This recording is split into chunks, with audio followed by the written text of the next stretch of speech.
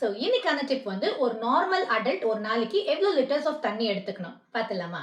So water intake அப்படின்றது it depends on age, sex, climate, அவங்க பண்ற exercise and workouts activities பொறுத்து, ஏதாவது ஹெல்த் இஷ்யூஸ் இருக்கா and pregnancy and breastfeeding அதெல்லாம் ஒரு செப்பரேட் என்டைட்டி.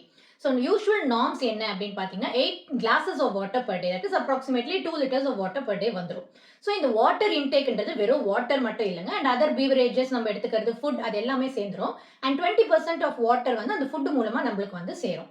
ஸோ அடல்ட் வந்து நார்மல் மேல் வந்து around 3 to 4 liters of water and female வந்து 2 to 3 liters of water per day வந்து usual ideally recommend பண்றது.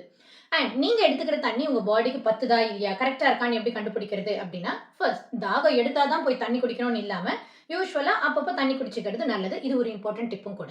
அண்ட் இன்னொரு டிப் சொல்லட்டுமா, நீங்க தனியா உங்களுக்குன்னு ஒரு பாட்டில் வச்சுக்கோங்க. சோ தட் நீங்க அதை எத்தனை வாட்டி ஃபில் பண்றீங்கன்னு பாக்குறப்போ தண்ணி குடிக்கணும்ன்ற கான்ஃபிடன்ஸ் நம்மளுக்கு கண்டிப்பா. அண்ட் யூரின் வந்து ஐதர் பேல் எல்லோ ஆர் கலர்லெஸ்ஸா இருக்கும். அண்ட் டீஹைட்ரேஷன் ஆகுறது அப்படின்னா ஃப்ரீக்வன்சி ஆஃப் யூரினேஷன் வச்சும் தெரிஞ்சுக்கலாம். அது ஒருத்தருக்கு வேரி ஆகும்.